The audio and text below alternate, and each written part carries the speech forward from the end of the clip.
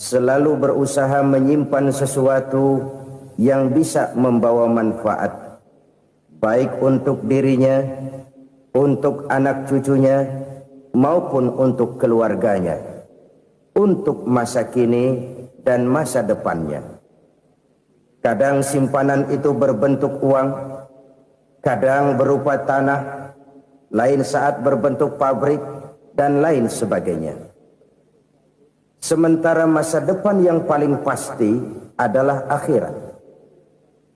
Jika untuk masa depan dunia kita rela memeras keringat, membanting tulang, pergi pagi dan pulang petang, menyimpan uang, menyimpan tanah, menyimpan pabrik, pernahkah kita merenung jika satu saat kiamat datang, kita dibangkitkan dari kubur masing-masing, berdiri di padang mahsyar untuk mempertanggungjawabkan seluruh kegiatan hidup kita di dunia ini, lalu kita akan menuju ke alam akhirat.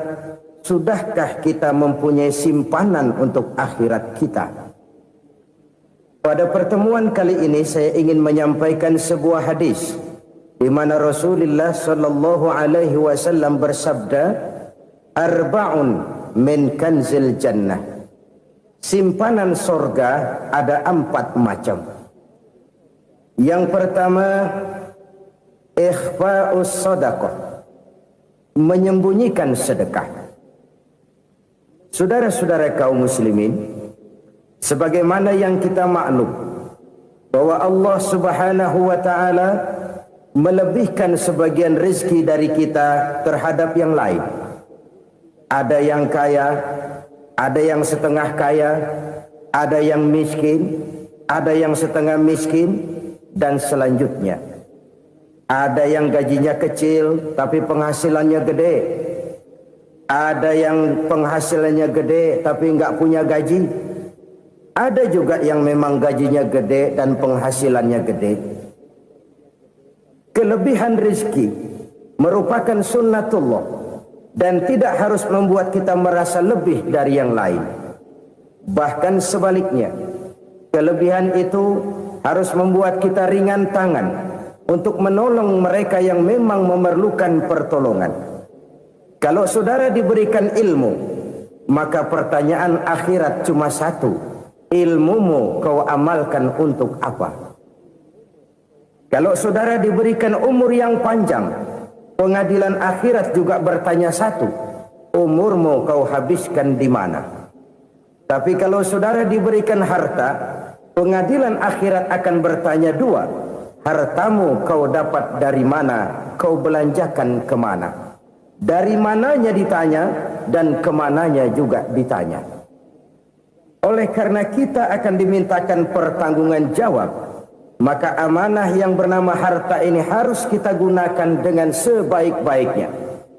Ada penggunaan yang merupakan kewajiban, itu zakat namanya. Ada penggunaan yang sewaktu-waktu, itu infak namanya. Ada yang lebih sewaktu-waktu lagi, dan itu sedekah namanya. Zakat dia terikat oleh haul dan nisab, oleh putaran batas waktu dan ukuran dari harta itu sendiri. Sedangkan infak terikat oleh situasi dan kondisi perekonomian seseorang. Sedangkan sedekah tidak terikat dengan apapun. Dalam kondisi seperti apapun kita bisa melakukan sedekah dengan yang terkecil sekalipun. Sampai-sampai Rasulullah sallallahu alaihi wasallam mengajarkan, la tahqiranna minal ma'rufi syai'an walau an talqa akhaka biwajhin talik. Atau ada hadis, tabassumuka fi wajhi akhika laka shadaqah. Senyumanmu kepada temanmu adalah sedekah. Jadi untuk melakukan sedekah tidak harus dalam berbentuk uang. Dengan ilmu kita bisa sedekah. Dengan tenaga kita bisa bersedekah, dengan pikiran kita bisa bersedekah, bahkan senyum kepada teman itu pun sedekah. Jadi kalau sedekah dengan uang memang belum punya uang, nyengir aja banyakin. Itu asal pada tempatnya, jangan lalu ketemu tiang listrik cengengesan. Tentu tidak pada tempatnya dan tidak wajar. Nah, sedekah yang paling dicintai Allah adalah sedekah yang disembunyikan. Artinya, jauh dari sifat riya. Kan kadang-kadang ada orang sedekah itu disebutkan namanya, apa tidak bagus? Kalau memang niatnya ikhlas, ya bagus-bagus saja untuk memberikan sugesti kepada yang lain. Di Fulan bin Fulan nyumbang sekian, diumumkan. Boleh kalau niatnya untuk memberikan rangsangan kepada yang lain supaya dia menyumbang lebih besar dari orang tadi. Tapi kalau itu mendatangkan riya, maka sedekah yang paling dicintai Allah adalah sedekah yang disembunyikan. Tangan kiri saja tidak tahu apa yang diberikan oleh tangan kanan. Sedekah yang dilakukan dengan ikhlas akan merupakan perbendaharaan surga, tersembunyi dari pandangan orang lain, tidak seorang pun tahu. Karena memang sikap yang baik adalah melupakan kebaikan dan mengingat kesalahan. Itu salah satu ciri orang bahagia. Orang yang selalu mengingat kesalahannya dan berusaha melupakan segala kebaikannya. Kalau dia akan ada kebaikan, dia tidak bisa ikut, dia merasa rugi karena dia merasa belum pernah berbuat baik. Tapi kalau akan melakukan kesalahan baru, dia ingat kesalahan yang sudah-sudah, sehingga terhalang baginya untuk melakukan satu kesalahan baru. Demikianlah saudara-saudara, bahwa Allah melebihkan rizki sebagian kita dari yang lain agar terjadi tolong-menolong dalam kehidupan ini. Jadi kesenjangan yang nature, kesenjangan yang alami, itu sunnatullah. Ada yang kaya, ada yang miskin, ada yang kelas menengah. Nah, kenapa lalu sekarang kita berusaha mengentaskan kemiskinan? Oleh karena adanya kesenjangan struktural. Kalau yang kaya bisa semakin kaya, kenapa yang miskin tidak bisa naik jadi ikut sedikit kaya? Sebab pada dasarnya Islam adalah agama yang sejak turunnya sudah berupaya memerangi kemiskinan. Bahkan dikatakan kemiskinan itu mendekatkan kepada kekufuran. Orang kalau miskin udah dekat banget sama kafir. Gampang menjadi kafir. Berapa banyak saudara-saudara kita yang oleh karena soal perut, oleh karena soal materi, terpaksa meninggalkan dan menanggalkan akidahnya. Menjual petunjuk yang diberikan Allah dengan kesenangan dunia yang cuma sebentar ini. Na'udzubillah, thumma na'udzubillah. Jadi makin kita sembunyikan satu sedekah, semakin banyak perbendaharaan kita di surga. Sedekah yang paling dicintai Allah adalah sedekah yang disembunyikan. Malahan ada seorang sufi, dia punya kebiasaan kalau pergi sholat Jumat dia bawa uang, itu uang dia taruh di bawah tikar masjid. Dia niat sedekah kepada siapa saja yang nemuin itu duit. Maksudnya apa? Supaya yang nemuin nggak tahu siapa yang punya duit. Demikian dia saking ingin menyembunyikan sedekahnya. Karena sifat riya itu bisa memakan amal kita sendiri. Riya itu termasuk menyebut-nyebut kebaikan kita. Orang yang suka nepuk dada, sedikit-sedikit ngitungnya kalau nggak gua. Tuh kalau nggak gua tuh yang belah situ, kalau nggak gua, kalau nggak gua. Iya, kalau nggak lu kenapa emang? Orang yang suka menepuk jasad. Tuh, biasanya memang begitu saudara-saudara. Kalau perang lagi berkecamuk, orang nggak sempat ngaku jadi pahlawan. Tapi begitu perang selesai, yang kagak kenal bedil ngaku pahlawan, mas. Itu sesuatu yang biasa. Oleh karenanya, orang-orang yang ikhlas dalam bersedekah, disembunyikannya sedekah itu, Allah cinta betul. Malahan ada hadis memberikan jaminan, inna sedaqatal mar'il muslimi tazidu fil umri wa tadfa'u mitatas su'i. Sesungguhnya sedekahnya seorang mukmin tazidu fil umri, bisa menambah umur panjang, wa tadfa'u mitatas su'i, dan menyelamatkan manusia dari mati secara su'ul khatimah. Jadi siapa yang kepengen panjang umur, banyaklah sedekah. Yang bosan hidup, pelit terus. Sedekah menambah panjang umur dan menyelamatkan manusia dari mati secara su'ul khatimah. Pak, katanya umur itu nggak bisa ditambah, nggak bisa dikurangin. Kapan? Kalau ajal sudah datang. Wa idza jaa ajaluhum la yastakhiruna sa'atan wa la yastakdimun. Kalau ajal datang tidak bisa dimajukan, tidak bisa dimundurkan. Itu kalau ajal sudah datang. Tidak bisa lagi umur ditambah dikurangi, sudah datang. Tapi kalau belum datang, itu kan haknya Allah. Mau ditambah, mau dikurangi, hak prerogatif Allah. Sebagai pencipta manusia, Allah Maha Kuasa dan Maha Mampu. Sedekah ini menambah panjang umur dan menyelamatkan manusia dari mati secara su'ul khatimah. Itu orang mati kan sama ya, kondisinya mati, nggak nafas. Tapi hakikat mati kan lain-lain. Ada yang mati itu husnul khatimah, baik akhirnya. Misalnya lagi ngaji mati, lagi sholat mati, lagi sedekah mati. Ini yang dinamakan dengan husnul khatimah, baik di akhirnya. Sebaliknya ada yang su'ul khatimah, jelek di akhirnya. Ini yang jadi catatan akhir. Lagi nyekek botol, mampus. Lagi banting kartu, modar. Su'ul khatimah, jelek pada akhirnya. Sedekah menyelamatkan manusia dari mati secara su'ul khatimah. Dan kita semua kepengen mendapat husnul khatimah, jauh dari su'ul khatimah. Oleh sebab itu yang bisa menyelamatkan kita dari penyakit itu antara lain adalah sedekah yang disembunyikan, yang dikerjakan dengan ikhlas karena Allah, tidak karena kepengen dipuji orang, tidak karena ingin dikatakan orang pemurah. Sebab orang dermawan itu orang yang memberi tanpa harus diminta. Kalau masih harus diminta, ya belum dermawan namanya, masih harus diminta. Kalau nggak diminta ya tulus, lolos, polos. Saudara-saudara kaum muslimin rahimakumullah. Harta adalah amanat dan akan kita pertanggungjawabkan. Allah melebihkan rizki sebagian kita dari yang lain agar kita saling tolong menolong, bantu membantu. Nabi janjikan siapa yang meringankan beban saudaranya muslim di dunia, Allah akan meringankan bebannya di akhirat nanti. Sebuah jaminan dari baginda Nabi. Si orang yang kita bantu barangkali tidak bisa membalas, Allah yang akan membalas lewat jalan lain yang tidak pernah kita sangka-sangka. Ada orang tanya, Pak, ini ada orang nyumbang masjid sambil marah-marah, bagaimana? Saya bilang sumbangannya aja ambil, marahnya jangan.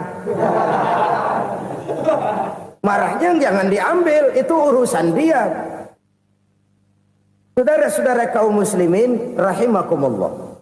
Umat Islam ini kan umat yang punya potensi besar. Kadang kita merenung, kenapa kadang-kadang pembangunan masjid kok lambat sekali?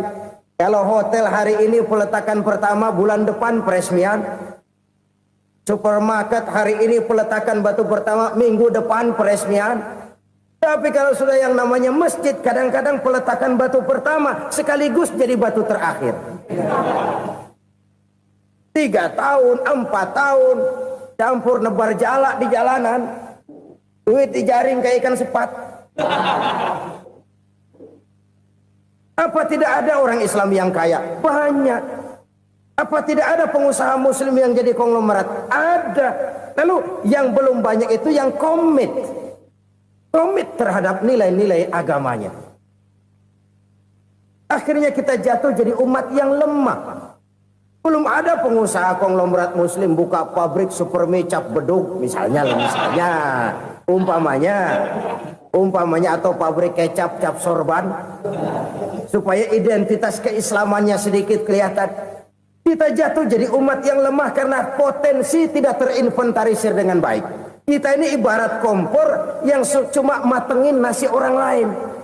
Potensi kita dimanfaatkan oleh orang lain. Ukhuwah Islamiyah kita baru terbatas kepada silaturahmi. Ukhuwah di bidang ekonomi kita lemah, ukhuwah di bidang kebudayaan kita lemah, apalagi ukhuwah di bidang politik kita lebih rapuh lagi. Padahal ukhuwah itu adalah totalitas kehidupan manusia, menyangkut ipolek sosbud, memerlukan nilai-nilai ukhuwah. Jadi oleh karena itu mari kita menyadari di dalam harta kita, walaupun kita yang cari, pergi pagi, pulang sore, peras keringat, banting tulang, di sana ada harta anak yatim. Di sana ada hak masjid. Di sana ada hak pesantren, di sana ada hak jihad. Berbahagialah seseorang apabila dia oleh Allah dijadikan keran. Keran itu menyimpan air, tapi tidak untuk dirinya, tapi disalurkannya kepada mereka yang memang memerlukannya. Saudara-saudara kaum muslimin rahimakumullah, ini yang pertama. Jadi perbendaharaan surga adalah menyembunyikan sedekah. Orang lain nggak tahu, kita pun nggak pernah ngitung-ngitung. Kita anggap lewat begitu saja, padahal itu deposit akhirat. Satu. Yang kedua, perbendaharaan surga itu apa? Wa kitmanul musibah, menyembunyikan kesulitan. Kadang orang takut menghadapi kesulitan, tapi makin kita merenung, hidup ini kan sebenarnya urusan. Takut sama urusan, ya jangan hidup. Tandanya orang hidup itu kalau punya urusan. Urusan melupakan problem. Problem sering menimbulkan kesulitan. Kesulitan bukan untuk ditakuti, tapi untuk diatasi dan dicarikan jalan keluarnya. Siapa sih orangnya yang nggak pernah sulit-sulit? Makin tinggi status sosialnya, makin gede urusannya. Makin tinggi kualitas imannya, makin berat tingkat kesulitannya. Cuma memang yang namanya enak itu seperti pelangi. Biang lala itu nggak pernah di atas kepala kita, di atas kepala orang melulu. Lo sih enak lo, kata kita. Dia juga bilang yang enak kan lo. Pelangi itu nggak pernah di atas kepala kita. Kata tukang beca, aduh enak ya naik Mercy. Kata tukang beca, apa yang di dalam mobil Mercy? Aduh enak bener tukang beca, di jok ngeringkuk ngorok pulas bener. Saya kamar pakai AC sejuk, tempat tidur sutra empuk, alga spring bed, kulak kulik nggak bisa pulas kalau belum minum Valium, belum tidur. Enak bener tukang beca, di jok ngorok nggak tahu wetan kulon. Si tukang beca bilang yang di Mercy enak, yang di Mercy bilang tukang beca enak. Inilah enak, nggak pernah di atas kepala kita, di atas kepala orang lain melulu enak itu. Nah, saudara-saudara, yang merupakan perbendaharaan surga itu orang yang bisa menyembunyikan kesulitan, baik pribadi ataupun rumah tangga. Nih terutama rumah tangga yang jadi soalnya. Kadang-kadang kita ini kalau senang, sebaliknya kalau senang kita diam, kalem aja, cuek. Banyak banget duit kita bawaan, diam aja udah. Malah ketemu orang takut. Tapi begitu susah, sekampung tahu. Padahal Nabi mengajarkan perbendaharaan surga itu menyembunyikan musibah, menyembunyikan kesulitan. Kalau enak, cerita sama orang-orang. Kalau nggak enak, rasain sendiri, tekan sendiri, atasin sendiri. Kita kan sebaliknya. Senang kita diam, asal lagi susah, paling tidak kita nyari teman buat cerita kesusahan. Siapa orangnya yang nggak pernah susah? Cuma soalnya bagaimana kita mengatasi kesusahan itu sendiri. Begitu juga misalnya kalau orang sudah berumah tangga, itu orang tuanya harus menjadi tempat dia cerita yang enak-enak saja. Yang nggak enak rasain berdua, selesaikan berdua, atasin berdua. Jangan dibalik. Asal senang diam, giliran susah saja. Maknya laporan. Terbalik. Bisa menjaga security informasi. Makan sama bayam, keluar diem, malah seluitan.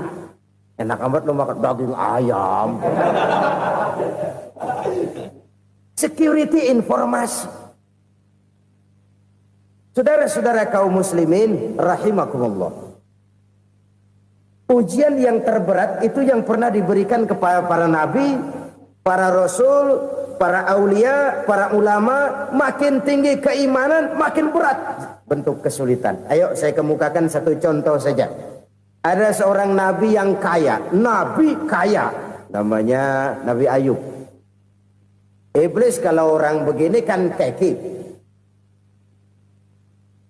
ibadahnya rajin, kaya. Yang kayak begini susah digodain. Kalau ibadahnya rajin, miskin, kali bisa disogok. Sini imannya mantap, ibadahnya rajin, kaya, nabi lagi.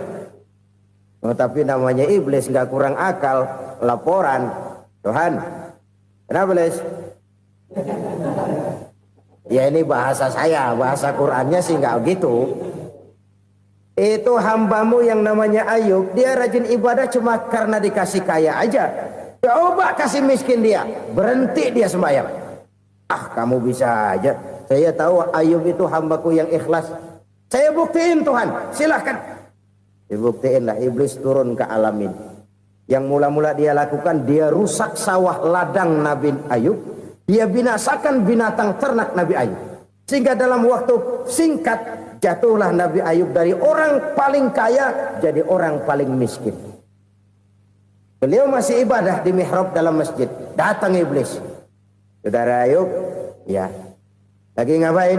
Ibadah. Nyembah Allah, nyembah Allah. Oh, percuma. Kenapa? Tuhan yang ente sembah nih, dia udah bikin miskin ente. Sawah ladang ente hancur lebur, binatang ternak binasa. Sekarang ente jadi orang paling miskin.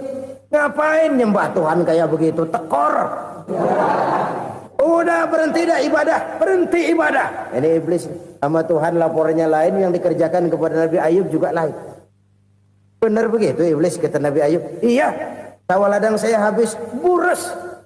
Binatang ternak saya binasa, binasa. Saya miskin, bangpak. Apa jawab Nabi Ayub? Bukan innalillahi, ya, ini hebat.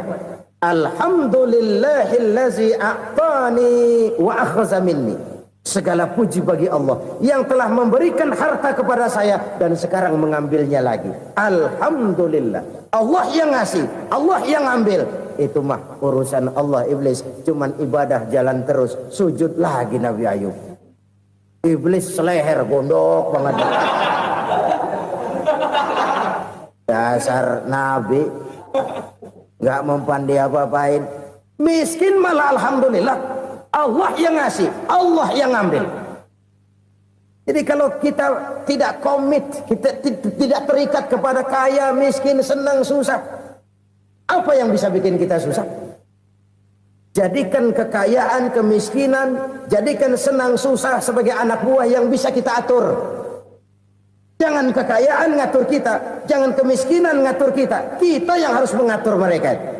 Senang, susah, kaya, miskin, bahagia, sengsara, jadikan itu anak buah yang bisa kita atur. Kalau sekarang kita kaya, lain saat boleh jadi kita miskin, semiskin-miskinnya. Allah yang ngasih, Allah yang ambil. Tenaga mana yang bisa menghalangi? Ibadah jalan terus. Iblis makin gondok. Dasar Nabi loh. Akhirnya apa? Nabi Ayub dikerjain, diberikan penyakit. Demikian fatal penyakitnya. Bayangin, udah miskin sakit. Masya Allah. Miskin sakit. Sakitnya nggak lama, kira-kira 16 tahun. Istrinya 3, 2 mental minta ceraiin. Ngerawatin laki bengek begini. Senang belum tentu, susah udah pasti nih. Cerai aja, cerai dah. Cerai. Tinggal satu Siti Rahmah yang setia menemani beliau. Sesetia-setianya hati perempuan. Satu saat Siti Rahmah bilang, "Bang, iya, abang kan Nabi, Bang. Lalu, namanya Nabi kan doanya jarang meleset, Bang. Maksud kamu minta kenapa sih sama Tuhan biar abang sembuh baik dah, Bang?" Siti Rahmah, iya. Saya sakit berapa tahun sih dah? 16 tahun, Bang. Sebelum ini saya sehat berapa tahun? Ya kira-kira 60 tahun, Bang. Nah, coba ente banding-bandingin, Rahmah. Saya dikasih sehat 60 tahun. Dikasih sakit 16 tahun. Sudah nggak sabar. Mau doa kepada Allah minta sembuh. Saya malu. Malu kepada Allah. Diuji dengan yang luar biasa seperti ini, tidak mengganggu stabilitas kehambaannya. Dia tetap menghamba kepada Allah Subhanahu wa ta'ala. Saudara-saudara kaum muslimin rahimakumullah. Kunci menghadapi kesulitan itu apa? Allah jelaskan dalam satu ayat, wa basyiris sabirin alladzina iza asabathum musibah qalu inna lillahi wa inna ilaihi raji'un. Gembirakan orang-orang yang sabar. Siapa mereka itu? yang apabila mendapat musibah mereka kembali kepada keyakinan dasar segalanya dari Allah dan segalanya akan kembali kepada Allah. Ini konsepsi dasar dari sikap muslim dalam menghadapi berbagai kesulitan. Segalanya dari Allah, segalanya akan kembali kepada Allah. Kalau ini sudah kondisi dasarnya, maka kita akan lapang menghadapi kenyataan bagaimanapun pahitnya. Apakah itu namanya miskin, apakah itu namanya sakit, bahkan maut sekalipun. Maut sekalipun. Segalanya dari Allah, segalanya akan kembali kepada Allah. Ini sikap hidup, bukan sekedar ucapan. Kita kadang-kadang menjadikannya sebagai ucapan. Mulutnya sehingga berhenti, innalillahi wa inna ilaihi rajiun, tapi nangisnya terus gerung-gerungan. Bukan itu, ini kesadaran moral. Kalau segalanya dari Allah, segalanya kembali kepada Allah, kan sebenarnya cuma nunggu giliran. Hari ini saya nyembayangin dia, entah hari apa saya disembayangin orang. Hari ini saya antar dia ke kubur, entah hari apa orang nganterin saya ke kubur. Hari ini saya tahlilkan dia, entah nanti kapan orang tahlilkan saya. Segalanya dari Allah, segalanya akan kembali juga kepada Allah. Oleh sebab itu saudara-saudara, kesulitan bukan untuk ditakuti. Kesulitan justru untuk diatasi, dicarikan jalan keluarnya. Dan tidak ada orang yang tidak pernah mendapat kesulitan. Tidak ada. Semakin tinggi status sosial, semakin tinggi kualitas keimanan, semakin besar juga tingkat kesulitan. Hanya saja bagaimana cara kita mengatasinya. Dan Al-Quran menyatakan, inna ma'al usri yusra. Di balik kesulitan itu pasti ada kemudahan. Roda itu berputar. Karena itu Rasulullah sallallahu alaihi wasallam mengingatkan kepada kita, ta'arraf ilallahi fir raha ya'rifka fis syiddah. Ingatlah kepada Allah di waktu kamu senang, supaya Allah ingat kepada kamu di waktu kamu susah. Kalau waktu senang kita ingat kepada Allah, kita susah, Allah tidak akan meninggalkan kita. Tapi kalau waktu senang kita jauh dari Allah, sujud tidak sempat, dengan masjid jauh, ketika senang kita lupakan Allah. Nanti begitu kita susah, Allah lupakan kita. Dan itu menyakitkan. Oleh karena itu orang-orang tua kita dulu bilang, kalau lagi sehat ingat-ingat lu bakal sakit nanti. Kalau lagi kaya ingat-ingat satu saat kita bakal jatuh miskin. Bahkan kalau lagi muda ingat-ingat kita bakal tua. Dan yang terpenting kalau lagi hidup ingat-ingat kita bakal mati. Saudara-saudara kaum muslimin rahimakumullah. Jadi yang kedua yang merupakan perbendaharaan surga, menyembunyikan musibah. Saudara-saudara kaum muslimin rahimakumullah. Hal ketiga yang merupakan perbendaharaan surga adalah wasilaturrahmi. Orang yang suka bersilaturahmi. Sebagaimana yang kita maklum bahwa manusia adalah makhluk yang disebut zon politika. Makhluk sosial yang tidak mungkin hidup sendiri-sendiri. Betapa dan siapapun kita memerlukan orang lain. Bodoh betul manusia kalau tinggal di tengah masyarakat tapi tidak mau bermasyarakat. Merasa hebat sendiri, pintar sendiri, gagah sendiri, kaya sendiri. Mungkin kalau mati juga ngubur sendiri. Jangankan kita di sini, di sorga saja Nabi Adam waktu sendirian bengong melulu, ngondar mandir. Allah tegur dam sepi dam. Ya ini kalau bahasa saya. Iya Tuhan sepi ini nggak ada coret-coretan pisan ini. Diciptakan Siti Hawa baru anteng Nabi Adam. Itu di sorga. Cobalah. Umpamanya saudara tinggal di Jakarta nih. Kayak bener. Apaan aja di Jakarta punya saudara dah. Jembatan Semanggi ambil. Monas, Buntel bawa pulang. Hotel-hotel ambil semua. Cuman tinggal di Jakarta sendirian, apa enaknya? Betapa dan siapapun kita perlu orang lain. Tidak ada seorang pun yang bisa memenuhi kebutuhan hidupnya secara sendiri-sendiri. Nah, Islam telah menyelamatkan manusia dari ras diskriminasi. Mengikat manusia dengan persaudaraan yang berlandaskan kepada akidah. Karena itu dianjurkan bersilaturahmi. Bahkan Nabi menyatakan, man arada ayyubsata lahu fi rizqihi wa yunsa'a fi atharihi falyasil rahimah. Siapa yang kepengen diluaskan rezekinya dan dipanjangkan usianya, banyaklah ia bersilaturahmi. Siapa yang kepengen dimudahkan rezekinya, hendaknya ia banyak bersilaturahmi. Kalau banyak teman, kesulitan kan paling tidak ada tempat cerita.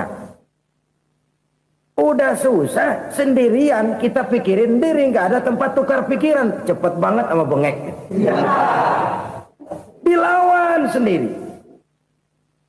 Nah, secara makro kita bisa berkata, tidak mungkin ada kemenangan kalau tidak ada kekuatan. Tidak ada kekuatan kalau tidak ada kesatuan dan persatuan. Tidak mungkin ada kesatuan dan persatuan tanpa semangat silaturahmi. Kalau umat Islam mau menang, dia harus kuat. Kalau umat Islam mau kuat, dia harus bersatu. Kalau umat Islam mau bersatu, dia harus membudayakan silaturahmi ini. Bahkan sampai-sampai kata Nabi, kalau bisa cari nilai tambah. Apa? Silman qata'ak. Bersilaturahmilah kau kepada orang yang marah denganmu. Masya Allah, indahnya ajaran agama kita. Orang yang marah pun kepada kita, kata Nabi, kalau bisa bersilaturahmilah kepadanya, kepada orang yang marah itu. Di situ nilai tambah. Cuman jujur nih hadis, ngucapinnya gampang, ngamalinnya yang berat banget. Orang marah sama kita, kita disuruh silaturahmi, ada apa malu?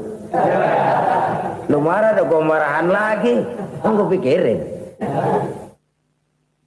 Saudara-saudara kaum muslimin rahimakumullah. Tapi ini yang diajarkan, bahkan ini yang dicontohkan oleh baginda Rasul. Bagaimana begitu mudah, misalnya satu saat Abu Jahal ini ngatur strategi bagaimana bikin Muhammad celaka. Dia gali lubang di depan tempat tidurnya. Dia tutupin daun korma. Terus dia panggil seseorang, ke sini. Kasih tahu Muhammad, pamannya sakit keras, minta ditengokin. Berangkat orang ini ke sana.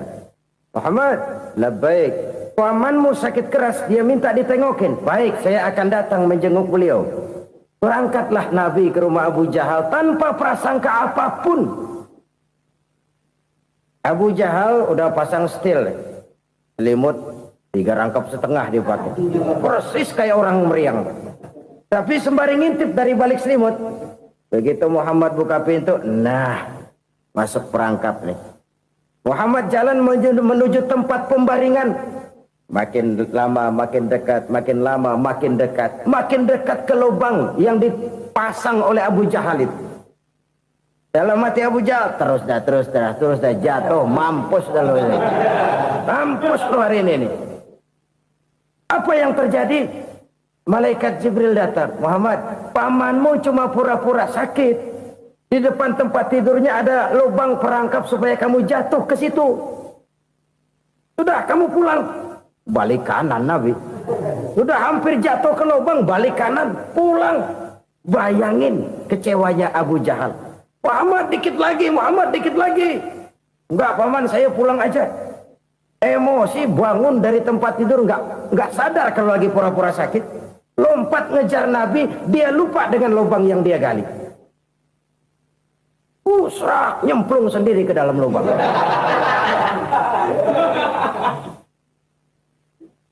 Nabi terus berlalu. Ini terjadi keanehan. Jatuh ke lubang yang dia gali itu sebenarnya nggak terlalu dalam ya, antara 3-4 meteran lah. Tolong saya jatuh ke lubang ini. Datanglah pelayan-pelayannya itu. Angkat saya dari sini. Oh, yang ngulurin tambang. Satu gulung, belum juga nyampe itu tambang. Kurang, beli lagi ke warung. Sambung, ulur lagi, nggak juga bisa sampai. Wah, ini kerjaan Muhammad ini. Tolong, siapa salah seorang kamu ke rumah Muhammad, kasih tahu encangnya kecebur. Minta ditolongin. Sampaikan kepada Rasul. Kenapa?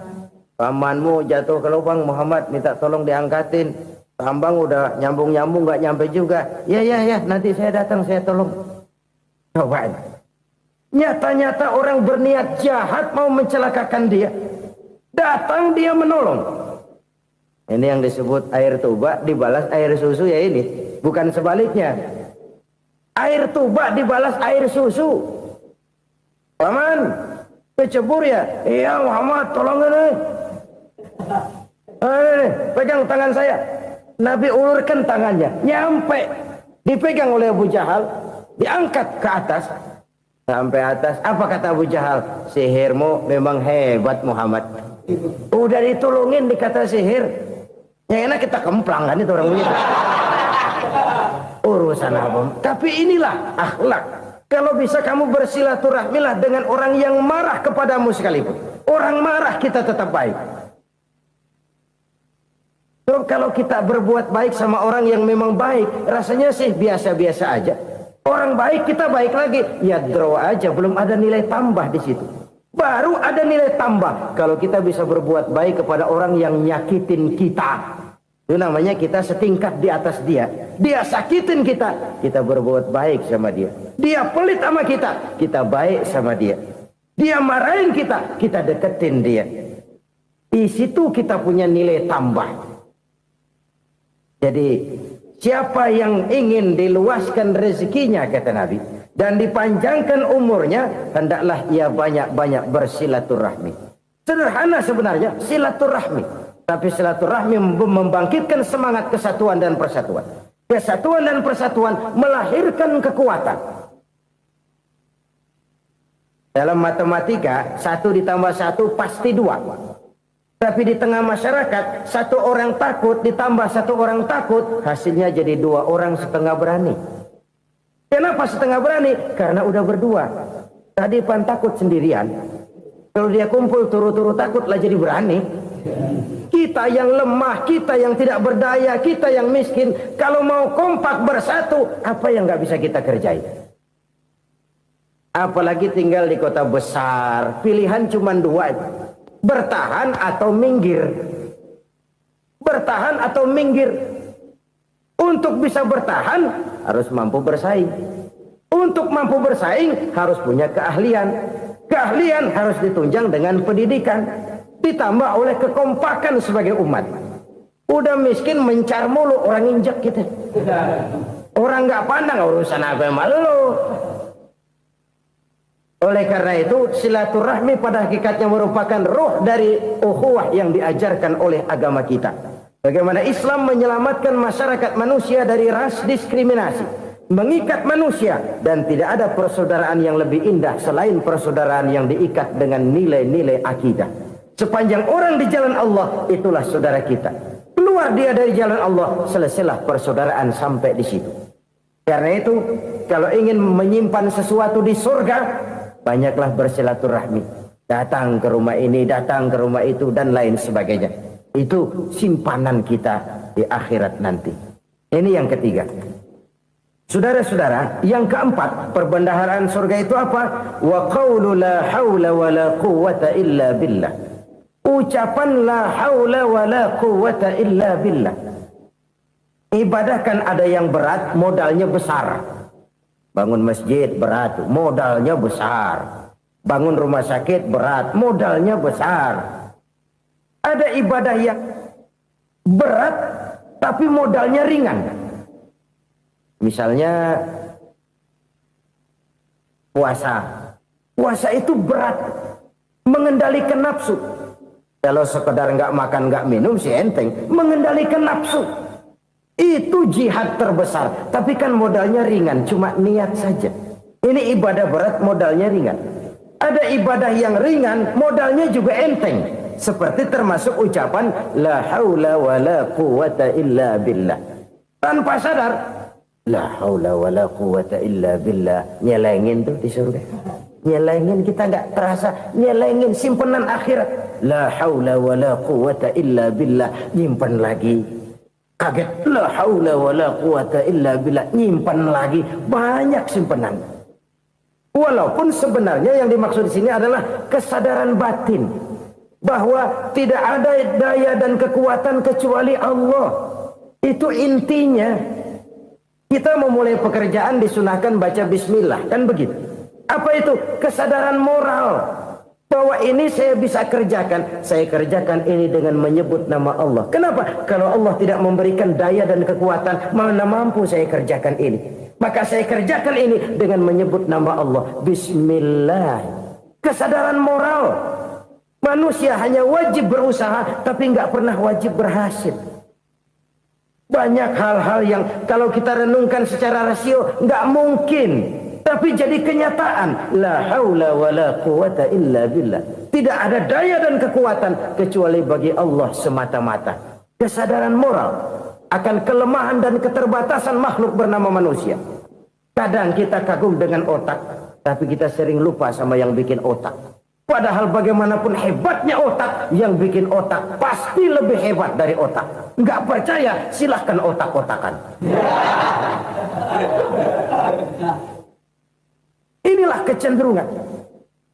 Kita kagum dengan pesawat-pesawat mutakhir, bukan main besi gede banget terbang itu. Alangkah hebatnya. Lalu apa yang bikin otak tidak lebih hebat dari itu semua? Kita puji laut. Apa yang bikin laut tidak lebih hebat dari laut itu? La haula wa la quwata illa billah. Tidak ada daya dan kekuatan kecuali Allah. Apa yang bisa kita lakukan kalau tidak karena daya dan kemampuan yang diberikan oleh Allah kepada kita? Lahirlah sikap tawadu, rendah hati, tidak melonjak menjadi angkuh dan sombong, sadar akan kelemahan dan keterbatasan diri. Sebagai makhluk yang diciptakan oleh Allah Subhanahu wa taala. Jadi satu sisi ini ucapan yang berpahala, la haula, jadi wiridan. Pada sisi lain ini kesadaran moral, sikap mental, kesadaran batin bahwa yang punya daya dan kekuatan itu cuma Allah. Kita nggak pantas untuk sombong, sebab sombong itu pakaiannya Allah. Kita nggak sedang pakai pakaian Allah, kegedean. Dan makin kita renungi, makin terbentur. Apa sih yang bisa kita sombongin? Kita mau sombong apa? Kaya? Pintar? Itu kan semua relatif. Di atas langit masih ada langit lagi.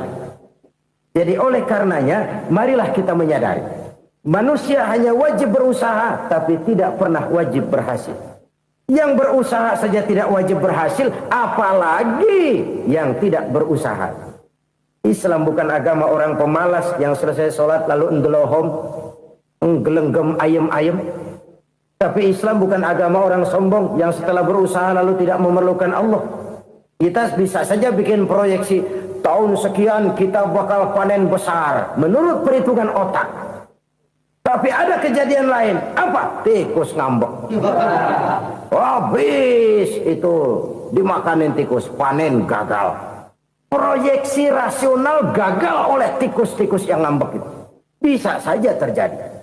Tahun depan kita panen besar, urung. Kenapa? Musim panas panjang.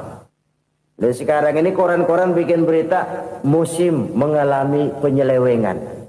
Bukan cuma manusia yang nyeleweng sekarang. Musim pakai nyeleweng. Mestinya kan musim hujan udah selesai. Masih hujan-hujan juga. Musim. Nah sekarang kita boleh bikin proyeksi. Kita bakal panen besar. Tahu-tahu musim panas panjang. Sawah retak, air kering. Cari teknokrat yang paling botak. Suruh pendekin tuh musim panas. La haula wa la quwata illa billah. Inilah kesadaran moral. Saudara, saya teringat satu saat ada seorang konglomerat. Umurnya ya kira-kira 70-an. Satu saat dia ditanya oleh wartawan, "Pak, umur Bapak berapa sih?" "Ya paling 10 tahun." 10 tahun? 10 tahun? Anak Bapak berapa orang? Satu saja? Satu. Harta Bapak berapa? Ya paling-paling bangsa 7 juta kali. 7 juta? Iya. Pak, kenapa Bapak bohongi saya? Bapak punya buku biografi. Koran-koran, majalah-majalah banyak memuat cerita riwayat hidup Bapak. Saya tahu umur Bapak 70. Kenapa bilang cuma 7 tahun? Saya tahu anak Bapak 8. Kenapa cuma bilang 1? Saya tahu harta bapak miliaran, mungkin triliunan, pabrik di mana-mana, bank di mana-mana. Kenapa bilang uang bapak cuma 7 juta? Nah, kata si konglomerat tadi, kamu benar nak, kamu benar. Umur saya kalau jumlahnya memang 70 nak. Cuman ingat-ingat saya, baru 7 tahun terakhir ini saya sujud. Baru 7 tahun terakhir ini saya berusaha dekat dengan Allah. Saya laksanakan perintahnya, saya jauhi larangannya. 7 tahun inilah rasanya yang ada nilainya di hadapan Allah. Yang 63 tahun matong, kelabu, kelem umur gue. Habis untuk maksiat, untuk munkarat. Maka ketika ditanya tadi, umur saya 7 tahun itu. Oh begitu Pak. Oh iya. Lalu anak Pak. Anak bapak kan 8. Kenapa bilang cuma 1? Nah, kalau jumlah hitungannya memang anak saya 8. Tapi dari 8 orang ini rasanya cuma 1 nih. Yang bakal jadi buah hati, belahan jantung. Pelanjut cerita, penerus sejarah. Bakal jadi anak soleh yang akan mendoakan saya. Cuma 1 rasanya anak saya ini yang bakal jadi buah hati saya. Besar-besaran saya. Yang akan mendoakan di kubur saya. Yang akan mendoakan di akhirat saya. Yang 7 orang mana, Masya Allah, yang atu tenggeng, yang atu nyekek botol lolo, yang atu nggak karu-karuan. Makanya saya bilang 1 anak saya yang akan bisa mendoakan saya. Oh begitu Pak. Iya. Nah harta Pak, harta Bapak kan triliunan, pabrik Bapak di mana-mana, uang Bapak hampir di tiap bank-bank besar. Kenapa bilang cuma 7 juta? Betul kau nak. Harta saya kalau jumlahnya memang miliaran, triliunan mungkin. Tapi yang saya ingat baru 7 juta tuh yang saya belanjakan di jalan Allah. Saya nyumbang masjid, saya santuni yatim piatu, saya bantu pembangunan pesantren, saya bantu pembangunan rumah sakit Islam. Itu yang akan saya bawa pulang ke akhirat, yang 7 juta itu. Yang triliunan itu nanti akan diperebutkan oleh anak-anak saya sebagai waris saya. Jadi harta saya 7 juta itu yang bakal nemenin saya di akhirat. Yang akan saya bawa pulang jadi teman saya. Saudara-saudara kaum muslimin, jangan-jangan orang tua itu adalah kita-kita ini. Jangan-jangan kita-kita ini adalah orang tua itu. Jangan-jangan itu potret dari diri kita masing-masing. Dari sekian umur yang diberikan Allah, berapa tahun yang ada nilainya di hadapan Allah? Dari sekian anak-anak yang merupakan amanah, berapa yang akan mendoakan kita sebagai orang tuanya menjadi anak soleh? Dari sekian banyak harta yang diberikan Allah, berapa yang akan kita bawa pulang menghadapnya nanti, yang kita belanjakan di jalan Allah? Ini sebuah potret kehidupan. Karena itu kita kembali kepada la haula wa la quwwata illa billah. Kita wajib berusaha, kita wajib berikhtiar. Selebihnya, segala daya dan kekuatan hanya milik Allah saja semata-mata. Satu kesadaran batin dari setiap pribadi muslim. Setelah ia berusaha dan berikhtiar, ia menyerahkannya kepada Allah Subhanahu wa ta'ala. Jadi, satu sisi ini merupakan wiridan ucapan yang mengandung pahala. Pada sisi lain, ini merupakan sikap batin dari seorang muslim di dalam ia menghadapi realitas kehidupan ini. Saudara-saudara kaum muslimin, rahimakumullah. Kalau ini kita jadikan satu basis kehidupan, maka ini akan menyelamatkan manusia dari kemungkinan tergelincir menjadi orang yang lupa diri dan lupa darat. Sebab itu Imamul Ghazali berpesan, jadidis safinah fa innal bahra amiq wa khuziz zad fa inna safara ba'id wa khaffifil hamla fa innal hamla sadid. Perbarui selalu kapalmu karena lautan sangat dalam.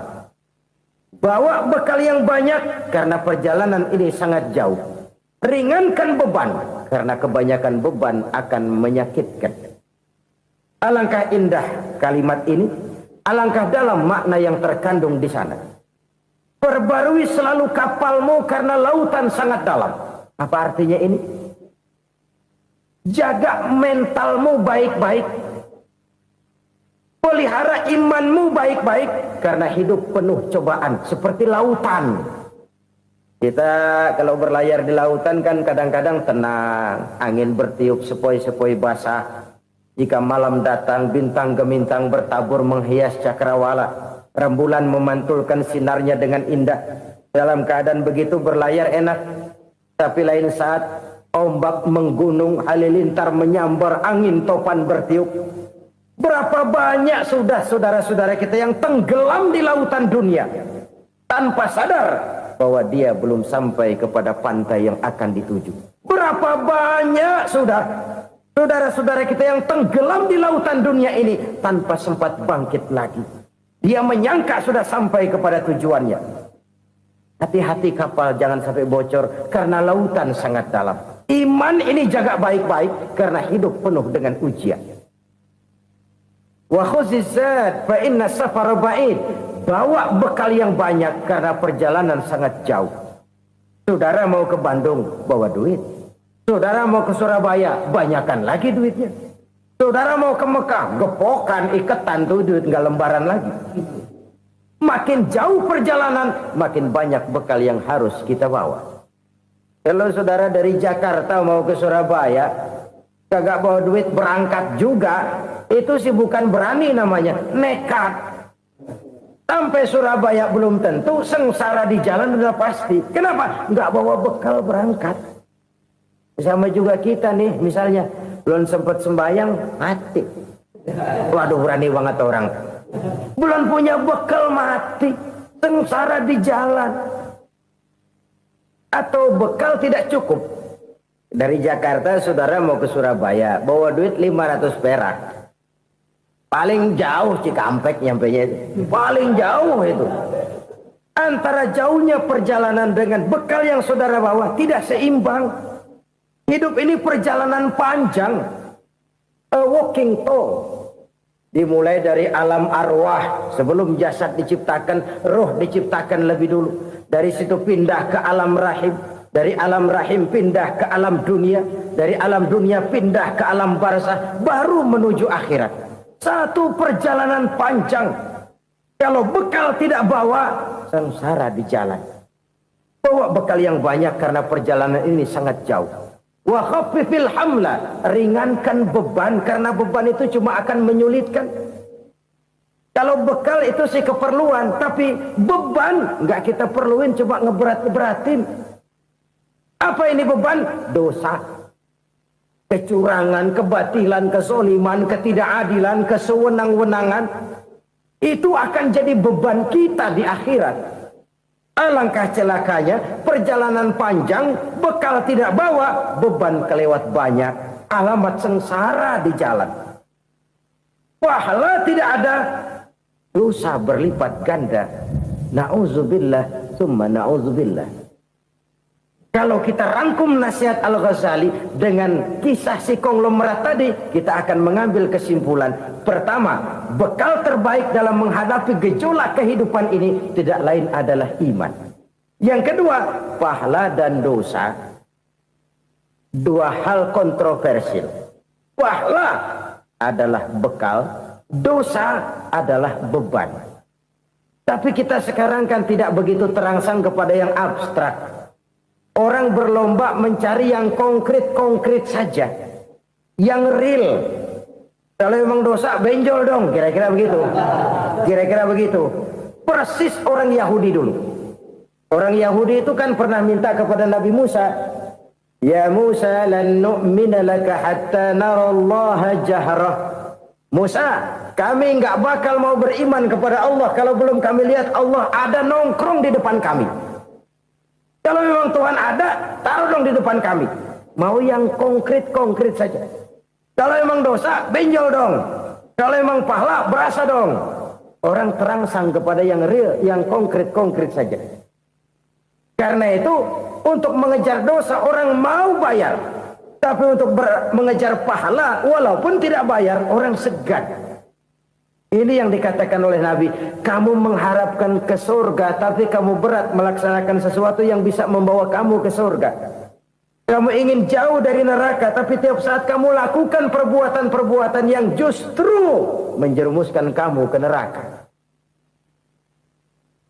Idda'aitum an-najata minan nar wa ramaitum fiha anfusakum. Kamu ingin selamat dari neraka, tapi kamu lemparkan diri kamu ke neraka. Kamu ingin masuk surga, tapi berat sekali kamu melakukan perbuatan-perbuatan yang bisa menyampaikan kamu di surga. Saudara-saudara kaum muslimin rahimakumullah. Jadi hal keempat yang merupakan perbendaharaan surga adalah la haula wa la quwwata illa billah. Satu sisi ini merupakan ucapan yang memperberat timbangan akhirat. Pada sisi lain ini merupakan sikap hidup seorang muslim. Kesadaran batin yang sangat dalam bahwa tidak ada daya dan kekuatan kecuali Allah. Dan itu kita simbolkan pada saat memulai pekerjaan dengan bismillah, dengan menyebut nama Allah. Satu kesadaran moral, saya hanya bisa melakukan ini karena diberikan daya dan kekuatan oleh Allah. Lahirlah sikap tawadu, rendah hati, tidak melonjak menjadi angkuh dan sombong. Saudara-saudara, sampai sini dulu jumpa kita kali ini. Semoga 4 perbendaharaan surga ini dapat kita lakukan, yang kelak akan merupakan bekal kita di kemudian hari nanti. Amin ya rabbal alamin. Bapak-bapak, ibu-ibu, saudara-saudara kaum muslimin rahimakumullah. Di dalam kehidupan kita sebagai seorang muslim, minimal 5 kali dalam sehari semalam kita mendengar seruan untuk mendirikan solat yang disebut azan. Ada kalimat menarik di dalam kalimat azan itu, yakni seruan hayya 'alal falah, marilah menuju kepada keberuntungan, marilah meraih kemenangan. Seruan ini adalah kecenderungan dari setiap manusia, apapun warna kulitnya. Artinya, setiap orang dalam hidup selalu ingin meraih dan mencari kemenangan. Kemenangan akan melahirkan kepuasan batin, dan kepuasan batin memberikan kebahagiaan. Sedangkan kekalahan melahirkan penderitaan batin, dan penderitaan batin menjerumuskan seseorang di dalam berbagai bentuk kerugian. Jikalau inilah seruan azan, maka masalahnya ialah apa yang menyebabkan kita meraih kemenangan. Al-Quranul Karim memberikan tuntunan dan ajaran kepada kita bahwa orang-orang yang memperoleh kemenangan itu tidak lain adalah orang-orang yang bertakwa. Hanyalah mereka yang bertakwa kepada Allah Subhanahu wa ta'ala pada akhirnya akan tampil sebagai pemenang. Lalu siapa orang yang bertakwa itu? Dijelaskan dalam awal-awal Al-Baqarah, orang yang bertakwa yang akan meraih kemenangan. Pertama, allazina yu'minuna bil ghaib, yaitu orang-orang yang beriman kepada yang gaib.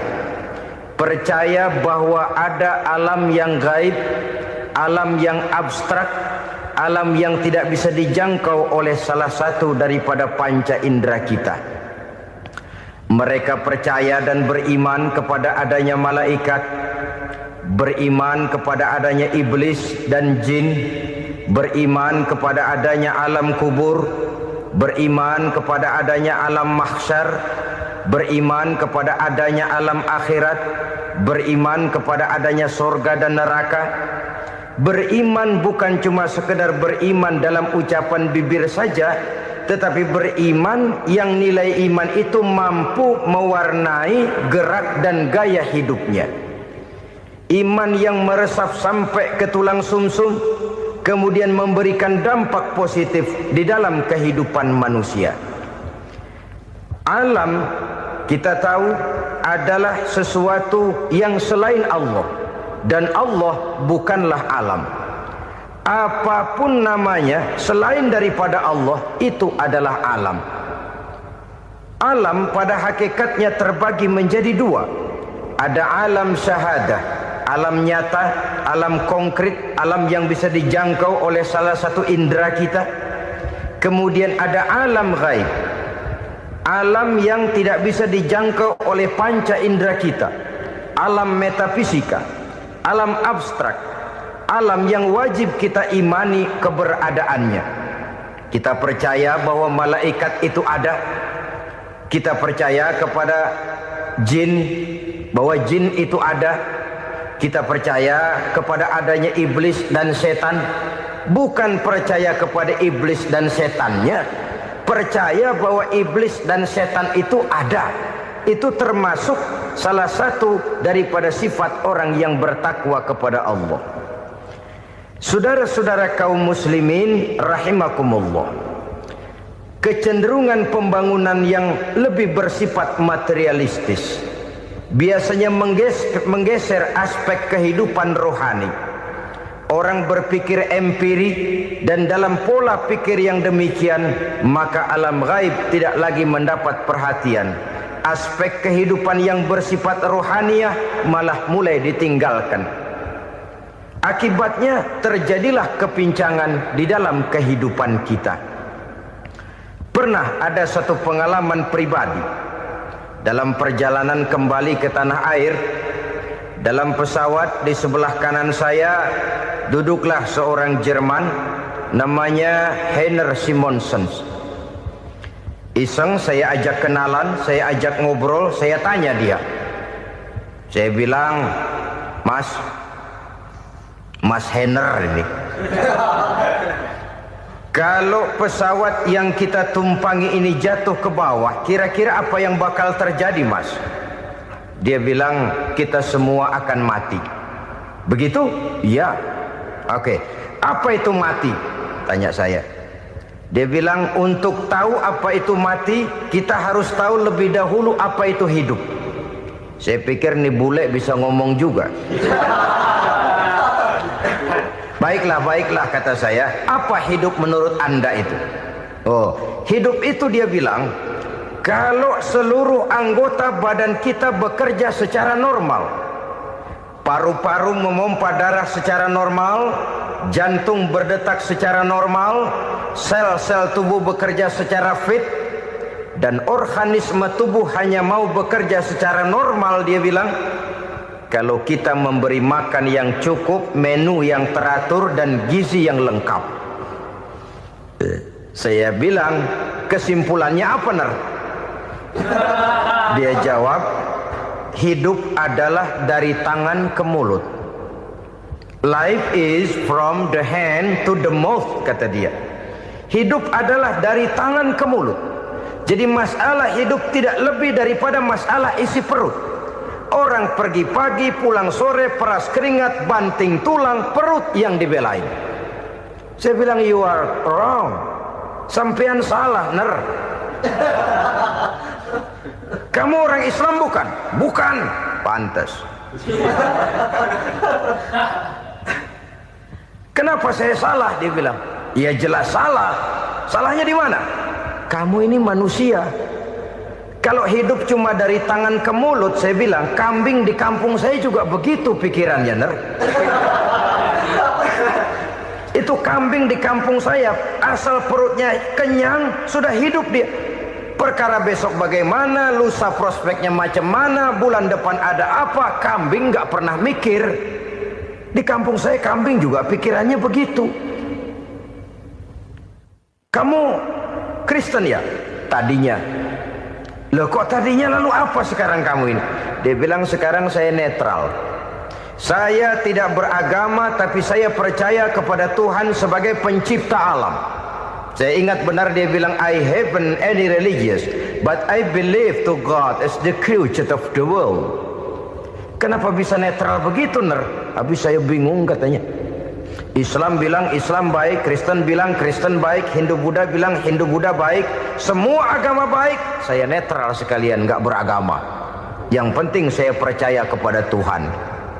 Saya bilang, Ner, kamu ini kayak orang mau beli celana. Lalu bingung. Yang satu bilang Levi's bagus, yang satu bilang Blue Jean hebat, yang satu bilang Wool England hebat.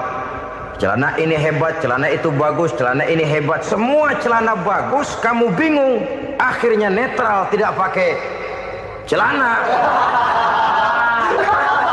Itu juga salah. Saya pikir-pikir, kemudian saya melihat bahwa dua pola berpikir Heiner ini nampaknya sudah mulai menggejala di lingkungan masyarakat bangsa kita. Disadari atau tidak, secara jujur kita harus berkata, dua pola pemikiran Heiner ini mulai berkembang di tengah masyarakat bangsa kita. Pertama, pola pikir materialisme. Hidup adalah dari tangan ke mulut.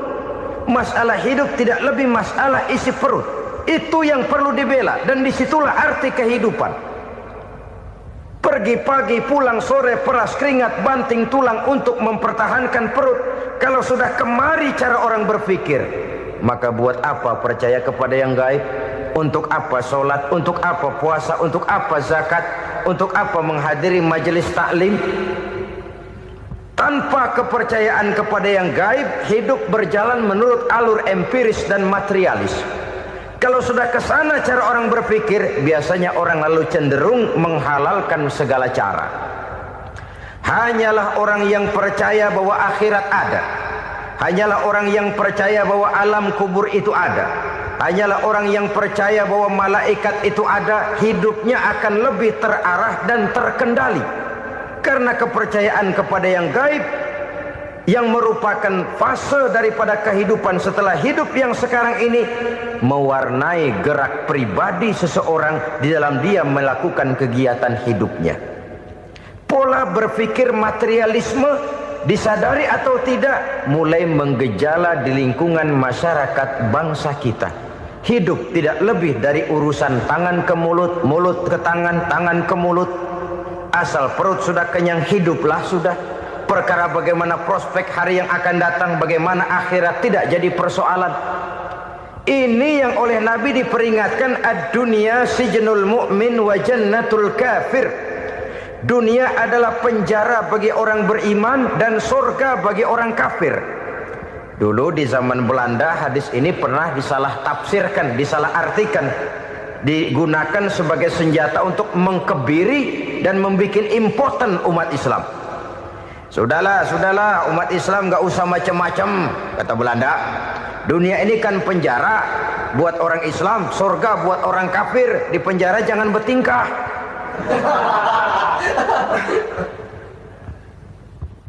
Pengertiannya tidak begitu. Dunia adalah penjara bagi orang mukmin. Artinya dalam kehidupan dunia seorang mukmin tidak bebas memperturutkan hawa nafsunya. Di penjara hawa nafsunya itu. Sebaliknya, surga bagi orang-orang kafir. Buat orang kafir, surgalah dunia ini. Mereka bebas memperturutkan hawa nafsunya. Dilarang tidak terlarang, dicegah pun tidak tercegah. Mereka hidup menurut alur bisikan nafsu mereka sendiri. Kemudian bila ajal datang, maut merenggut nyawa, selesailah surganya sampai di situ. Maka bagi orang-orang yang tidak percaya kepada adanya akhirat, kepada adanya alam gaib, surganya sebatas umurnya. Sekali lagi, surganya sebatas umurnya. Bila umur selesai, ajal pun datang merenggut nyawa, selesailah sudah surganya sampai di situ. Alangkah pendeknya perjalanan orang-orang yang tidak percaya kepada alam gaib ini. Bagi kita mukmin, jikalau kita mampu memenjarakan hawa nafsu, kita bisa bahagia di dunia ini. Dan Islam memang tidak menyuruh kita sengsara di dunia. Raih dunia, kejar dunia, gapai dunia sebagai alat untuk mencapai kebahagiaan di akhirat nanti. Hidup adalah satu perjalanan panjang yang terbentang sejak kita terlahir dari alam rahim sampai kepada alam akhirat nanti. Andai kata kita gagal meraih kebahagiaan di dunia, toh kita masih punya akhirat. Tapi jangan jadi dalil yang melemahkan semangat. Biarin dah kita di dunia kebelangsak, yang penting akhirat. Akhirnya dunia benar-benar kebelangsak. Bagaimana dunia ini bisa kita raih, dan bagaimana meraih dunia untuk menunjang kepentingan akhirat nanti. Yang kedua, dari pikiran Heiner yang saya lihat menggejala di lingkungan masyarakat bangsa kita, timbulnya manusia-manusia netral. Seolah-olah Tuhan yes, agama no. Sama Tuhan percaya, agama ogah. Tuhan ngangguk, giliran agama godeng. Padahal hampir dalam setiap ayat dalam Quran, kata-kata amanu biasanya bergandeng dengan wa amilus shalihat. iman dan amal soleh. Ini sebagai isyarat Tuhan dan agama jangan pernah dipisah-pisah. Apabila kita bertuhan, maka kita harus beragama. Apabila kita beragama, maka agama itu harus bersumberkan dari Tuhan yang kita imani itu. Tidak mungkin kita pisah, Tuhan yes, agama no. Sama Tuhan percaya tapi agama bikin sendiri. Sembayangnya cukup bengong 2 jam madep ngulon.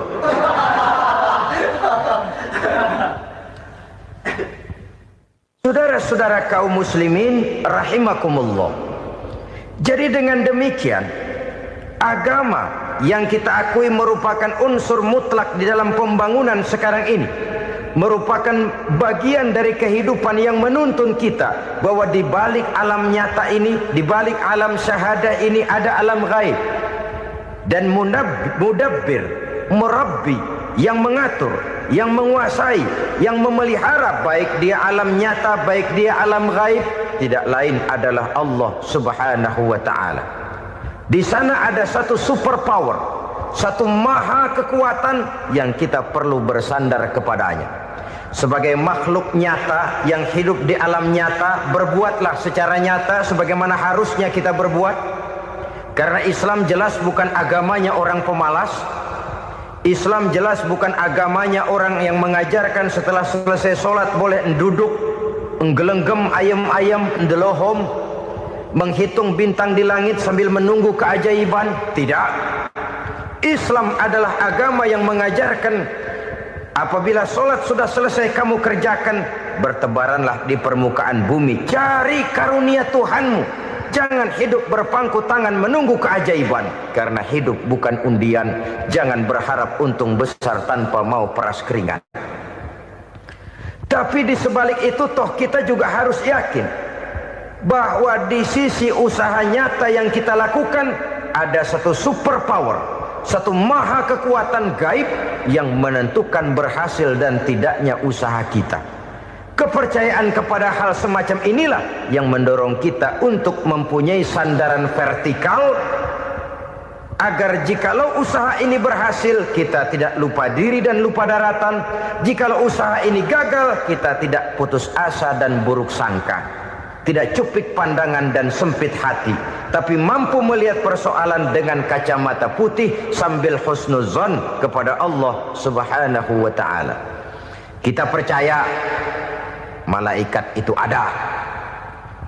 Ada yang namanya raqib dan atid, mengawasi gerak hidup kita sampai kepada gerak hati kita. Ini memberikan sugesti agar kita berhati-hati. Tidak sejengkal tanah pun kita bisa berlindung dari pengawasan raqib dan atid. Ada munkar nakir yang akan menyoal kita di alam kubur. Ada malaikat Malik, penjaga neraka. Ada malaikat Ridwan yang menjaga surga. Kita percaya kepada adanya jin, kita percaya kepada adanya setan, iblis. Percaya kepada adanya, bukan mempercayai si setan, si iblis lalu menjadikannya sebagai teman. Tidak. Percaya bahwa mereka itu ada dan merupakan makhluk Allah yang gaib, yang diciptakan Allah Azza wa Jalla. Kepercayaan kepada alam gaib memberikan motivasi terhadap gerak lahir manusia, sehingga dengan motivasi kepercayaan kepada yang gaib, gerak lahir jadi lebih terarah, jadi lebih terpelihara. Pernah seseorang bertanya, "Pak, apakah adanya akhirat bisa dibuktikan secara ilmiah?" Saya bilang tidak bisa, tidak bisa. Kenapa? Karena yang berangkat nggak pernah pulang kemari lagi. Kalau dia pulang kemari bisa kita tanya bagaimana enak di sono. Cuma secara moral saya katakan, lebih beruntung orang yang percaya kepada akhirat daripada yang tidak. Sekarang saudara percaya akhirat ada, lalu saudara baik-baik di dunia, sholat, puasa, zakat, menolong orang lain, menebarkan kebajikan. Saudara mati, andai kata akhirat tidak ada, toh dalam hidup saudara sudah berbuat baik. Paling tidak nama saudara akan dikenang sebagai orang baik. Sebaliknya, saudara percaya, kata saya, bahwa akhirat tidak ada, lalu hidup semau-maunya, tenggelam dalam maksiat dan munkarat, menentang Allah, tidak mau ruku dan sujud. Lalu saudara mati, kemudian akhirat ada, ayo mau apa? Bekal tidak punya. Jadi secara moral lebih beruntung orang yang percaya kepada adanya akhirat daripada yang tidak percaya. Dan itu alam gaib yang tidak bisa dibuktikan secara eksat. Jangankan untuk membuktikan seperti itu, dalam kehidupan sehari-hari saja yang kita rasakan tidak selalu berbentuk toh. Angin, bagaimana sih bentuknya angin? Kita tidak tahu. Merah, buktinya kalau dikerok merah. Yang merah itu kulit, yang kulit kita bukan anginnya. Sakit, rasa sakit itu ada, tapi bagaimana bentuk sakit? Kita nggak pernah tahu. Kalau kita makan cabai pedas, bagaimana bentuk pedas itu tidak ada, tapi rasa ada. Bentuk pedas hijau, cabainya bukan pedasnya. Tidak semua yang kita rasakan bisa kita gambarkan dalam bentuk yang konkret. Oleh karena itu, sekali lagi bahwa kepercayaan kepada alam yang gaib mampu memberikan satu sugesti yang menata kehidupan seseorang lebih lurus, lebih terarah, dan lebih terkendali. Maka wajar kalau kepercayaan kepada yang gaib mengantarkan seseorang untuk meraih kemenangan. Kenapa? Dia percaya kepada yang gaib, bahwa akhirat ada, bahwa alam kubur ada, bahwa pertanggungan jawab itu ada. Maka dia lalu tidak hidup saenae udele dewe gitu loh. Tidak hidup menurut seleranya sendiri, terarah, teratur. Ini cirinya yang pertama. Orang bertakwa yang akan meraih kemenangan, mereka beriman, mereka percaya kepada yang gaib. Bahkan hal-hal konkret saja selalu berangkat dari yang gaib. Saudara-saudara, para remaja, para pemuda sekarang ini tidak pernah tahu toh siapa yang akan jadi teman hidup saudara. Kita bisa saja ngerancang, mentargetkan, tapi toh akhirnya yang namanya jodoh bukan kekuasaan kita. Rezeki di luar kemampuan kita. Begitu juga ajal. Maut, jodoh, ajal adalah contoh-contoh konkret bahwa pada akhirnya yang gaiblah yang menentukan. Bertahun-tahun ngelancong, emang jodoh seret, nggak jadi.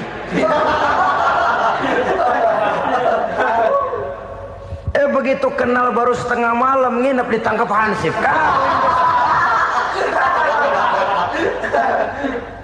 Hal-hal semacam itu kadang-kadang kita berpikir suuzon, gile, perempuannya cakep banget, lakinya rebek amat. Memang begitulah jodohnya. Memang begitulah jodohnya. Saudara hadirin ma'asyiral muslimin yang saya hormati, jadi hal-hal yang konkret saja kita yakini sepenuhnya ditentukan oleh satu superpower yang gaib itu tadi. Dari sanalah segala ketentuan itu berangkat dan kesanalah segalanya akan kembali. Maka kepercayaan kepada yang gaib meluruskan gerak hidup seseorang dan itu akan mengantarkan dia kepada meraih kemenangan. Satu. Yang kedua, wa yuqimuna shalah. Orang bertakwa yang akan meraih kemenangan itu adalah orang-orang yang mendirikan sholat. Kenapa sholat mengantarkan orang untuk meraih kemenangan? Yang jelas, inna sholata tanha anil fahsya'i wal munkar. Sholat mampu mencegah manusia dari perbuatan keji dan munkar. Banyak filsafat hidup yang terkandung di dalam sholat ini. Sejak kita wudhu sampai kita menghadap ke arah kiblat, sampai kita melakukan gerak-gerak sholat, bacaan-bacaan yang ada di dalam sholat, lalu sampai kepada mengucapkan salam. Banyak filsafat hidup yang terkandung di dalam sholat. Umpamanya saja, setelah takbiratul ihram mulai kita dengan sholat dalam posisi berdiri, diajarkan dalam kitab-kitab fikih agar kita melihat ke arah tempat sujud. Ini kan filsafat kehidupan. Kalau kamu sholat dalam posisi berdiri, lihat tempat sujud. Jangan sholat mata jelalatan, sebab nanti bisa mengurangi kekhusyuan. Jadi wajar kalau yang dikatakan bahwa yang paling afdol adalah shaf yang di depan. Kenapa? Secara harfiah pengertiannya akan lebih mengundang kekhusyuan. Kenapa? Kalau kita di shaf paling depan di masjid umpamanya paling banter kita lihat tembok. Tapi kalau kita shaf di tengah atau di belakang, orang-orang di depan kita pun akan kelihatan. Yang bajunya loreng, yang bajunya genggang, yang bajunya macam-macam. Kita lihat, kadang-kadang kita pikirin, ada yang bajunya bolong. Kita sholat tapi dalam hati, nih orang bajunya robek yang nggak tahu apa.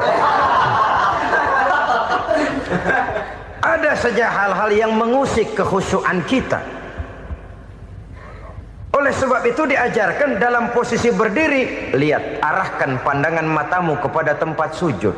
Ini kan filsafat kehidupan. Maksudnya apa? Kalau lagi diri lihat dong tempat sujud. Kalau udah di atas ingat dong sama yang bawah. Kalau sudah tinggi ingat dong dari mana kamu berangkat. Kalau sudah berkuasa bantu dong yang lemah. Kalau sudah kaya santuni dong yang miskin. Kalau sudah alim bimbing dong yang awam. Ini filsafat kehidupan. Dalam posisi berdiri kau lihat tempat sujud. Ini akan melahirkan kepekaan sosial di mana seseorang mau tahu kepada orang lainnya. Bagaimanapun kaya kita, tinggi pangkat dan jabatan kita, jikalau hidup hanya untuk kepentingan perut sendiri saja, rasanya belum membawa manfaat di dalam kehidupan kita. Tapi efek yang tertinggi sesungguhnya, sholat mencegah manusia dari perbuatan keji dan munkar. Perbuatan keji dan munkar walaupun kelihatannya mendatangkan uang, membawa keuntungan, tapi itu keuntungan semu, keuntungan sementara. Dengan menipu orang lain kita bisa dapat untung, tapi tidak membawa berkah. Dan itu adalah kerugian besar dalam kehidupan kita. Maka untuk meraih kemenangan harus dimulai dengan membentuk kepribadian yang tegar, memiliki sandaran vertikal yang langsung kepada Allah Subhanahu wa ta'ala. Dan itu hanya bisa kita tempuh melalui jalur ibadah formal yang sudah ditentukan Allah, yakni sholat yang 5 waktu. Untuk memperkuat itu ada sholat-sholat sunnah, rawatib, nawafil sebagai terminal-terminal kontrol cadangan untuk memelihara stabilitas temperatur batin di dalam kita berhubungan dengan zat yang maha gaib, yaitu Allah Subhanahu wa ta'ala. Orang sering bertanya, Pak, itu tetangga saya nggak sholat, duitnya nggak habis-habis, Pak. Nggak sholat tapi mobilnya tambah terus. Nggak sholat tapi usahanya makin maju.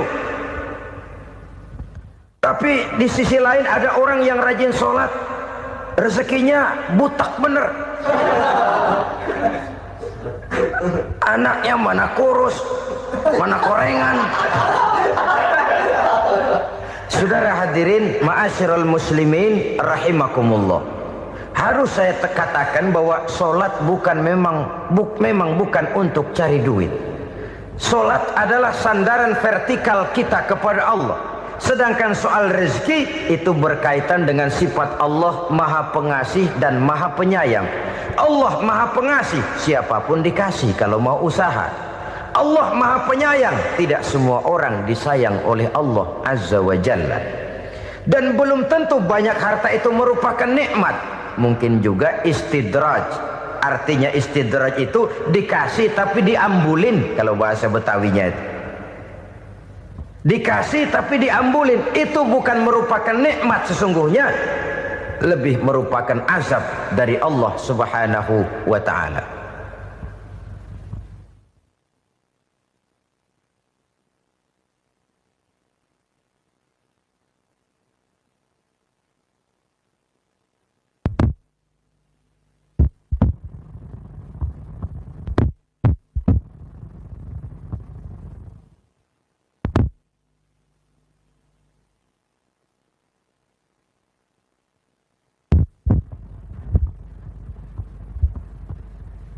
Agama mempunyai sistem sholat, dan kita umat Islam telah dituntun oleh Allah Subhanahu wa ta'ala yang wajibnya 5 kali dalam sehari semalam mendirikan solat, dan itu tentu berada dalam jangkauan kemampuan manusia. Pada awalnya barangkali kita memang merasa solat itu satu kewajiban, tapi semakin kita hayati makna, manfaat dan filsafat yang terkandung di dalam ajaran solat, semakin sampai kita kepada keyakinan bahwa solat adalah keperluan kita. Sehingga pada waktu tertentu dinilai puncaknya, kita tidak lagi akan berkata saya wajib solat, tapi kita akan berkata saya perlu solat. Kalau kita sudah merasakan itu adalah keperluan kita, nah di sanalah kita baru akan merasakan ruginya kalau hal itu tidak kita laksanakan. Sepanjang kita masih berkata saya wajib sholat, kita akan lebih merasakan dia sebagai beban ketimbang sebagai keperluan. Yang jelas Allah tidak memerlukan ibadah yang kita laksanakan ini. Dengan kata lain, andai kata satu dunia penuh ini orang tidak ada yang sholat satu pun, Allah tidak akan turun dari jabatan Tuhan. Jangan lalu berpikir kalau kita ngambek se-RW kagak sembahyang Tuhan tekor kali ini ya. Tentu tidak. Itu perlunya kita, bukan perlunya Allah. Dan pada induknya kita akan berkata saya perlu agama. Kalau secara induk kita sudah memerlukan agama, maka konsep-konsep yang ada di dalam ajaran agama itu pun adalah juga merupakan keperluan kita. Baik dia bernama sholat, baik dia bernama puasa, baik dia bernama zakat, baik dia bernama haji, seluruhnya adalah keperluan kita. Dan sesuatu yang kita perlukan apabila tidak kita laksanakan akan melahirkan kerugian di dalam kehidupan. Jangan heran kalau kita membaca riwayat perjalanan hidup para salafus soleh, orang-orang soleh. Ada yang tahajud sampai 100 rakaat, ada yang sholat malam kakinya sampai bengkak. Kita sekalinya bengkak biri-biri. Ada yang sholat membaca surah dalam Al-Quran sampai khotam Quran. Kok mau? Mereka sudah merasakan itu keperluan. Itu saja soalnya. Satu saat pun jikalau kita merasa bahwa itu keperluan saya, kita pun akan melaksanakan seperti itu. Keperluan saya dalam kehidupan. Inilah yang kedua. Yang ketiga, orang bertakwa yang akan meraih kemenangan itu, wa mimma razaqnahum yunfikun. Mereka membelanjakan sebagian daripada rezeki yang diberikan Allah kepada mereka. Mereka infakkan di jalan Allah. Ada satu dialog menarik. Satu hari seorang anak muda bertemu dengan seorang kakek-kakek yang sudah dikenalnya baik. Bertanyalah anak muda ini, "Kek, umur kakek berapa tahun?" 15 tahun, kata si kakek. Anak kakek berapa orang? 1. Harta kakek berapa banyak? 15 juta. Si anak muda ini bengong. Lalu protes, "Kok kakek bohongin saya?" "Kenapa?" "Saya tahu umur kakek 70 tahun. Kenapa ngaku 15? Saya tahu anak kakek 5. Kenapa bilang 1? Saya tahu kakek miliuner, miliaran uang kakek. Kenapa ngaku cuma 15 juta? Begini, kata si kakek tadi. Benar, umur saya 70 tahun. Tapi dari umur yang 70 tahun itu baru 15 tahun terakhir ini saya merasakan ibadah kepada Allah. Meninggalkan maksiat, jauh dari segala macam munkarat. Maka yang 15 tahun inilah yang benar-benar saya rasakan sebagai umur saya. Benar anak saya 5, tapi yang 4 susah diatur. Cuman 1 rasanya nih yang bakal jadi si buah hati belahan jantung pelanjut cerita penerus sejarah. Cuma 1 ini yang saya harapkan, yang akan jadi anak soleh, yang akan membuat saya menerima pensiunan pahala. Kalau yang 4 apek dah, nggak ada harapan. Yang satu nyekek botol melulu. Oh begitu. Iya. Lalu kenapa kakek bilang harta kakek cuma 15 juta padahal saya tahu kakek uangnya miliaran, depositonya banyak? Ya karena 15 juta itulah yang saya ingat yang pernah saya belanjakan di jalan Allah. Saya merasa itulah harta saya yang sebenarnya. Yang miliaran yang saya simpan di bank kelak kalau satu saat saya mati akan jadi rebutan di antara anak-anak saya. Iya kalau anak saya soleh kayak yang satu ini. Kalau yang 4 tadi udah tulen dia bakal berantem dah berebut tuh. Jadi 15 juta yang saya belanjakan di jalan Allah inilah yang saya merasakan benar-benar harta saya yang sesungguhnya. Dialog ini patut menjadi bahan renungan kita bersama. Diberikan kita umur 40, 50, 60, 70, 80. Berapa tahun dari umur yang diberikan itu yang jalan mulus, yang kita gunakan untuk melaksanakan ibadah? Banyak harta kita simpan di bank, di lemari, di dompet, di tas. Tapi berapa yang sudah kita depositokan di jalan Allah yang akan menemani kita di hari kita kembali nanti? Maka orang bertakwa yang akan meraih kemenangan, wa mimma razaqnahum yunfikun, mereka membelanjakan sebagian dari rezeki yang diberikan Allah di jalan Allah subhanahu wa ta'ala. Ma'asyiral muslimin rahimakumullah, zahirnya memang kita memberikan kepada orang lain, tapi hakikatnya kita menyimpan untuk diri kita sendiri. Kita memberikan kepada yatim piatu 25.000. Zahirnya kita memberikan si yatim, hakikatnya kan kita cuma nyimpan. Saya berikan, titip kepadamu, ini untuk saya di akhirat. Kau boleh belikan baju, kau boleh belikan untukmu makan, kau boleh bayarkan sekolahmu. Ini untuk saya. Hakikatnya kita nyumbang masjid 1 juta, zahirnya kita berikan kepada panitia masjid, tapi hakikatnya kan cuma titip 1 juta ya untuk saya di alam kubur nanti. Silakan kau boleh belikan semen, ini uang, belikan besi, belikan pasir. Saya cuma sekedar titip.